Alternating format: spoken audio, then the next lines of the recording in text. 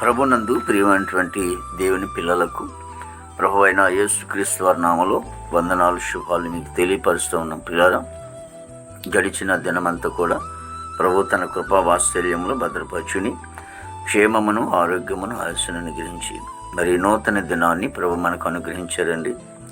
2026వ సంవత్సరం 7వ నెల 19వ దినాన్ని ప్రభు మనకు అనుగ్రహించి మరి రోజు దేవుని వాక్యము, నా ప్రార్థనా మందిరములో వారిని ఆనందింపచేసేదను. యెషయా గ్రంథము 56వ అధ్యాయము 7వ వచనమండి. వాక్యము నమ్మదగినది, పూర్ణాంగీకరమునకు యోగ్యమైనది. భక్తుడు యెషయా భక్తుడి ద్వారా తెలియపరచిన మాట ఏంటంటే, నా ప్రార్థన మందిరములో వారిని ఆనందింపచేసేదను. అంటే మందిరానికి వచ్చినటువంటి వారిలో ప్రార్థన అనేది ఉంటుంది. మందిరానికి వచ్చినటువంటి వారిలో ఆనందము అనేది ఉంటుంది.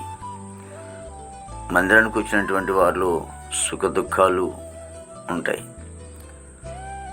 ఇలాగా మనము అన్నీ కూడా మనం చూస్తున్నప్పుడు, దేవుని సన్నిధానానికి వస్తున్నప్పుడు సుఖము, సంతోషం అనుకుంటుంది. అంటే దుఃఖాన్ని కొట్టివేసి, సుఖ దుఃఖాలని ఎందుకన్నామంటే, సుఖము ప్లస్ దుఃఖం అంటే కన్నీరు కార్చి ప్రార్థన చేసుకోవటానికి, దేవుని దగ్గర మనం మొరపెట్టడానికి అవకాశం ఉంటుంది.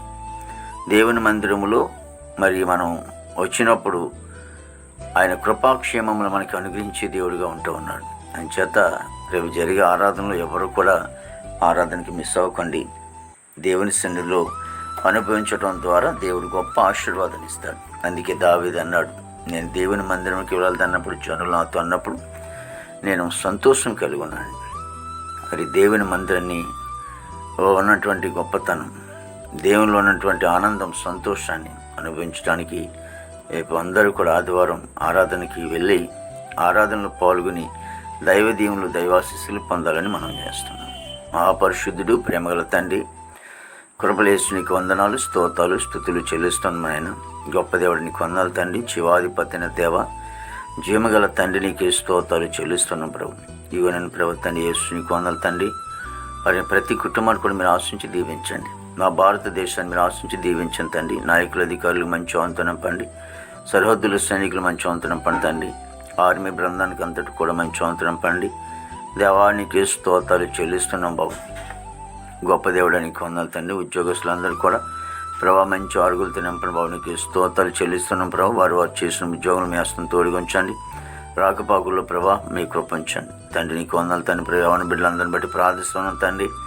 యువతి యువకులు ప్రభా చెడిపోతున్నారు తండ్రి, తాగుడిని బంధకాలతో, అయ్యా తండ్రి ప్రభా ప్రేమను ముసుగులోనే బంధకాలతో, అలాగే గంజాయి, పానపరకు, డ్రగ్స్ వాళ్ళ, గుటకాల వాళ్ళు ఎంతోమంది నైనా ప్రభా ఈ బంధకాల్లో తండ్రి పడి ప్రభా ఎంతోమంది నైనా జీవితాలు పాడు చేసుకుంటూ ఉన్నారు తండ్రి. వాళ్ళందరినీ రక్షించుకోమని, కాపాడమని ప్రభా నీ సన్నిధిలో ప్రార్థిస్తామనికి స్తోత్రాలు చెల్లిస్తున్నాం ప్రభు. చదువుకునే బిడ్డల కోసం ప్రార్థిస్తున్నాం. చక్కగా చదువుకుని ప్రయోజనాలు కృప దయచేయండి ప్రభా తండ్రి. విదేశం బిడ్డల కోసం ప్రార్థిస్తాం. మంచి వంతనం పండి మా దేశ పాడి పడినంత కూడా మీరు ఆశను దీవించండి తండ్రి. హాస్పిటల్లో రూమ్ స్వస్థపరచండి. జైల్లో ఉన్న బిడ్డలు విడుదలని, కోర్టు గోడలు, కేసు గోడలను కూడా కొట్టివేసి ప్రభావిగో తండ్రి నాయన యేసు నీకు వందనాలు తండ్రి. ప్రభావ మరి రక్షణలో రక్షణ, మారు మనసులో వారు మారుమని దయచేయండి. వివాహం లేని బిడ్డలకి వివాహం తెచ్చేయండి. గర్భఫలం గర్భం తెచ్చేయండి. గర్భిణీ సుఖం డెలివరీ తెచ్చేయండి. ఈ దినమంతా విశేషమైన కృపతో నింపి నామనికి మాత్రం మహిమ తెచ్చుకోండి. యేసు నామములో తండ్రి. ఆమేన్, ఆమేన్.